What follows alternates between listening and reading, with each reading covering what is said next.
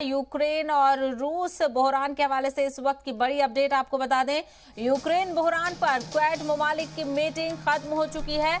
Virtually तौर पर हुई क्वेड ममालिक की मीटिंग अब खत्म हो गई है। तो वहीं मीटिंग में वज़ीर-ए-आज़म नरेंद्र मोदी, बाइडेन ने भी शिरकत की और इसके अलावा जापान और ऑस्ट्रेलिया के पीएम ने भी इस मीटिंग में शमूलियत इख्तियार की।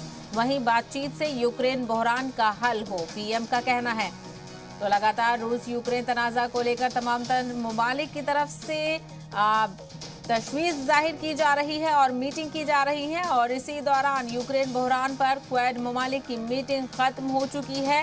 वर्चुअली तौर पर इस मीटिंग में वज़ीर-ए-आज़म नरेंद्र मोदी, बाइडेन और जापान और ऑस्ट्रेलिया के पीएम ने शिरकत की और रूस यूक्रेन तनाज़ा के हवाले से बातचीत हुई। वहीं वज़ीर-ए-आज़म नरेंद्र मोदी ने इस मीटिंग में कहा कि बातचीत से यूक्रेन का बहरान हल होना चाहिए।